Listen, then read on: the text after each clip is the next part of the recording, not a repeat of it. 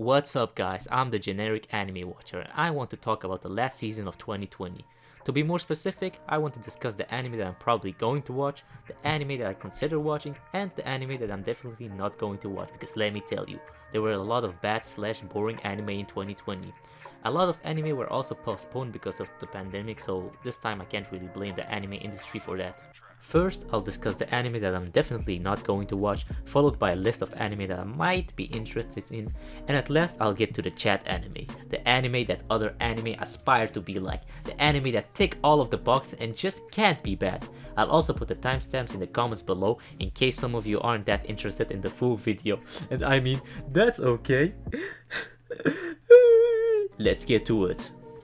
The first boring anime that came up on my anime list is Dungeon ni Deai wo Moto Meru no wa Machi Gateru Daru ka 3, aka Danmachi, aka is it wrong to try pick up girls in a dungeon? And for the creeps out there who don't know, yeah it is, I got you. So this project is a continuation of Danmachi 1 and 2, and the story is basically about this 14-year-old adventurer, Bel Craner, who joined the Hestia family by signing this semi-contract with his local deity Hestia. This contract consists of serving this local deity in exchange for her stats, abilities, and powers. Now, Bel Craner serves this local goddess Hestia as her only member by visiting dungeons to defeat monsters in order to make him stronger and take their crystal shards, which in turn are sold for money, yada yada yada, you know the story. To be perfectly honest, I haven't seen the anime and I don't plan on watching the third season anytime soon, because I haven't seen the first two seasons and I don't plan on seeing them in the near future. Why? Because I'm not really interested in the fantasy setting with RPG mechanics built into. I said it, I'm sorry, I'm not a fan. A lot of people, however, do enjoy it, and if you are a fan of isekai or semi-isekai, I would definitely recommend watching the third season, because if it's as decent as season 1 and 2, which it probably will be, you'll enjoy it. But yeah, I don't care about this anime.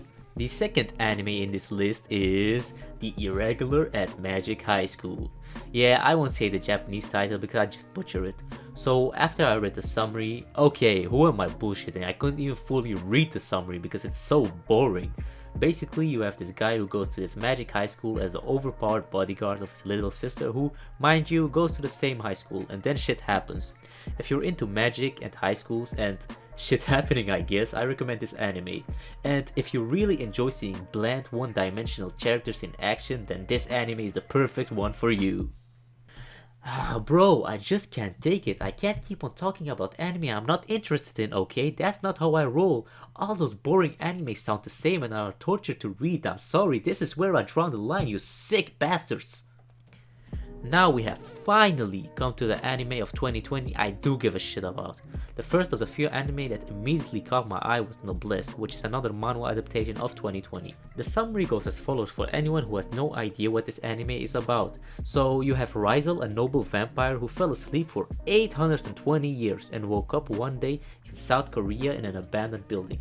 In a sense, Rizal is special if you haven't noticed yet, because he holds the title of Noblesse, which means that he's a pure-blooded noble and protector of all other nobles. In order to keep him away from any danger, his servant Frankenstein decided to enroll him at Yiran High School, where he interacts with other classmates, making him understand and learn the simple routines of the human world in this day and age. This series essentially follows Rizal's dangerous adventure against a secret organization while at the same time uncovering his own past, because he doesn't know how and why he fell asleep for 820 years.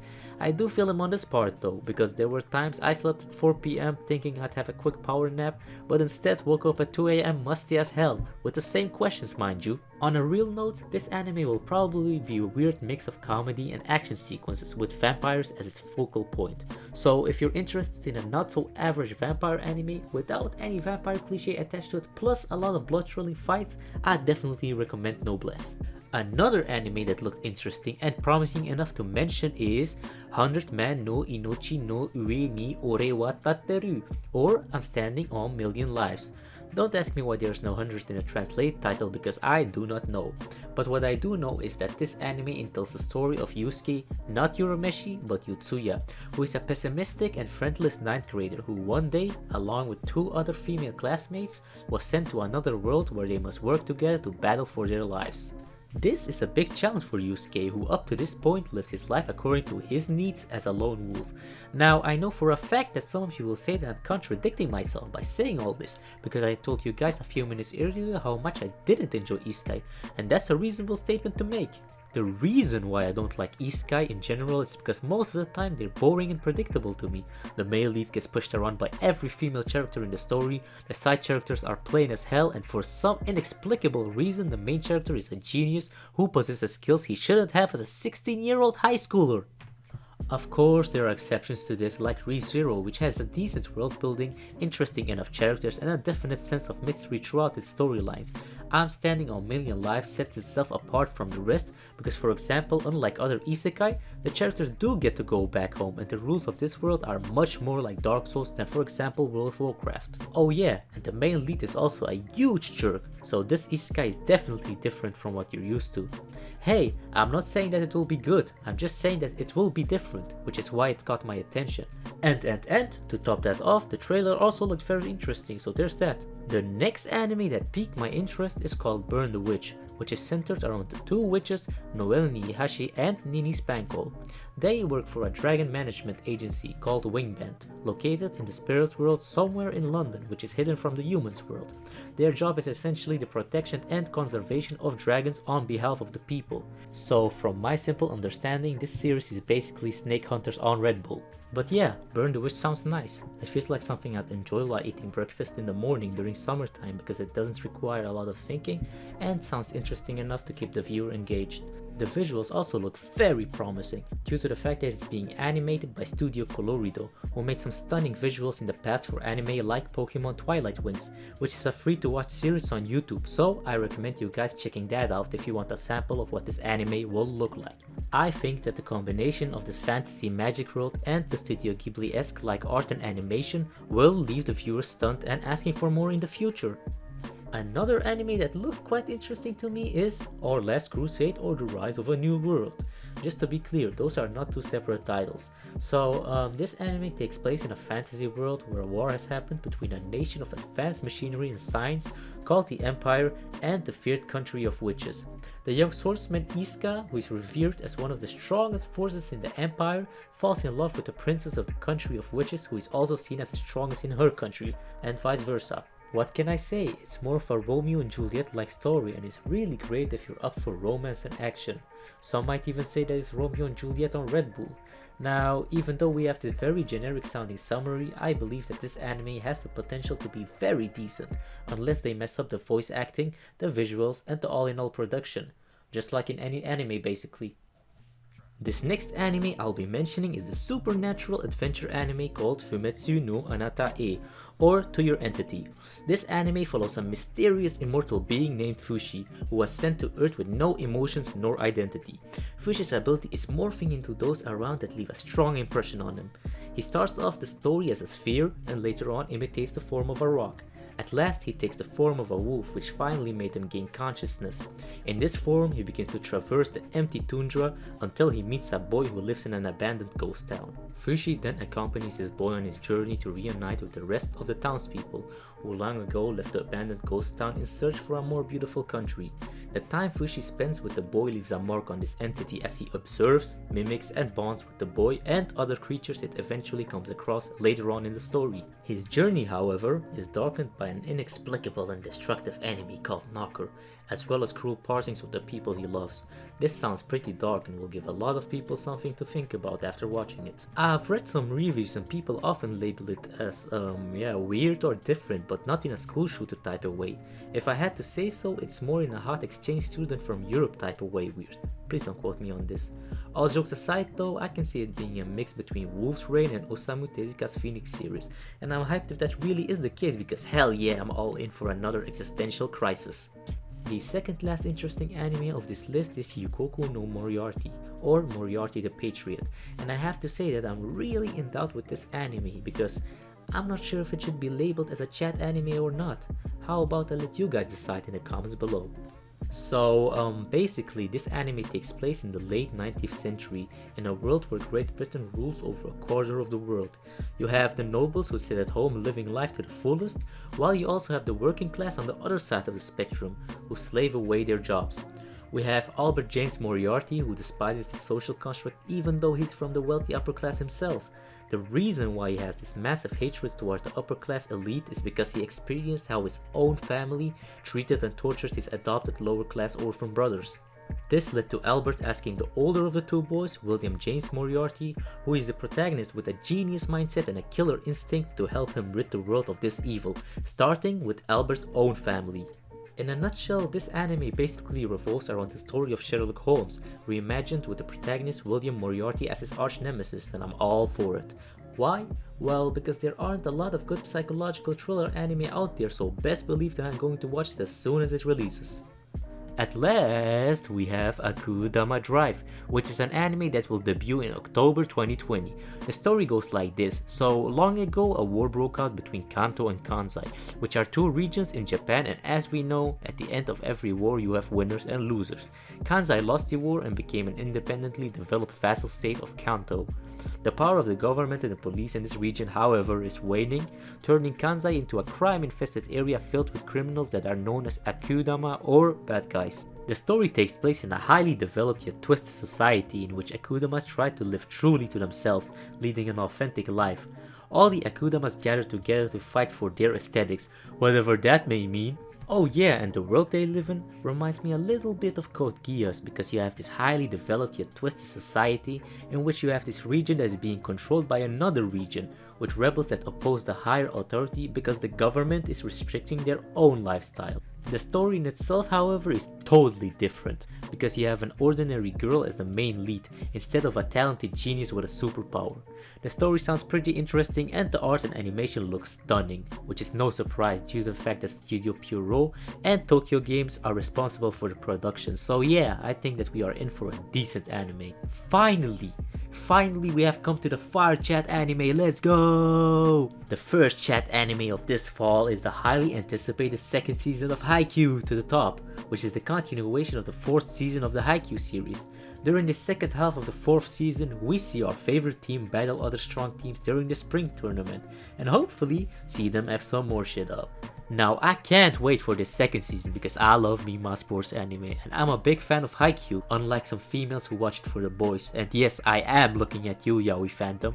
I also recommend you guys to go watch it if you haven't watched it already, because this anime is for everyone, it doesn't discriminate. Trust me, I haven't met a single person who watched the anime and didn't enjoy it. The manga is also finished, so if there are any manga readers listening, I recommend reading the manga because it's just as good. Another gem you guys should definitely watch this fall goes by the name of Golden Kamuy third season. This anime is fantastic, and it's almost a crime that not many people have heard of it because this anime is flames. Let me give you a short summary. So you have Saichi Sugimoto, a survivor of the Russo-Japanese War during the Meiji era, who now works as a miner in the northern field of Hokkaido. He did this for some time in order to provide for the widow of his now deceased comrade of war. But this all changed when he heard this shady, too good to be true story about a hidden trove of gold, of which the location is tattooed on a group of convicts who escaped from Abashiri prison. He commenced his hunt for gold the moment he discovered that there is some truth behind this shady story, and later on partners up with an Ainu girl who once saved his life from the harsh climates of the north. But of course the story wouldn't be any fun without any spicy factors in it, would it? The spice factor in this story is the fact that multiple other groups are in pursuit of this trove of gold. So not only does he have to find this treasure a la survival adventure, but he also needs to do this before the other criminals who are in search for the same hidden stash. And so, the survival battle for our hidden treasure hunt begins. Now, about this third season, I mean, what is there left to say? It's just a continuation of the plot, but it's more than that due to the fact that this series includes many story arcs to finish, since a lot has happened throughout the series, which is predicted to be fulfilled this third season. So yeah, what is there left to say? Just watch it, I promise that you won't be disappointed. This next anime in my chat list is a certified horror classic in my eyes. This anime is infamous for being horrific, disgusting, and shocking, and let me tell you, I'm definitely all for it. Yes, ladies and gentlemen, I'm talking about Higurashi When They Cry New. This new project will be produced by Studio Passione and not by Studio Dean, who were the original producers of the Higurashi franchise. Hearing this might slightly unsettle some Higurashi fanatics, but I'm no Debbie Downer, so I'm excited to see how they are going to implement this light yet dark style of anime into their production style. And hey, if they mess it up, we'll just have another disappointing anime for my 2020 list, so yeah, I can't complain. The story goes as follows for anyone who has no idea what this is about. New kid Keiichi Maebare is settling into his new home of peaceful Hinamizawa village. Making quick friends with the girls from his school, he's arrived in time for the big festival of the year. But something about this isolated town seems off, and his feelings of dread continue to grow. With the gnawing fear that he's right, what dark secrets could this small community be hiding? So yeah, this year we unexpectedly have a remake of this classic horror anime, which is nice, right? We can't complain. What a crazy year, right? The fact that we will be blessed with a new Higurashi anime project is already crazy as it is, but it's getting even crazier. I might even say that we're entering the realm of insanity at this point, because not only are we getting a remake of one classic, I repeat, not only are we getting one classic, but two! Woo, yay! Yay! The second classic remake that will bless us this fall of 2020 is Hanya no Yashahime, which is the remake of none other than Inuyasha. I'm excited because I haven't watched Inuyasha in a while and feel like this sequel will also rekindle my love for the original series. Now, to my knowledge, this anime takes place in feudal Japan and follows the story of the two half-demon twins Towa and Setsuna. The two of them get separated from each other during an uneventful forest fire. With the hopes of finding her twin sister, Towa finds herself wandering into a mysterious tunnel that sends her into present-day Japan, where she is found and raised by Kagome Higurashi's brother, Sota, and his family. 10 years have passed and the once closed tunnel that connects the two eras has reopened. This allowed Towa to be reunited with her sister Setsuna, who is now a demon slayer working for Kohaku. Unfortunately, to Towa's surprise, her sister has lost all memories of her. So, accompanied by the quarter demon bounty hunter Moroha, who mind you is the daughter of Inuyasha and Kagome, the three young women travel between the two eras on an adventure to regain their missing past.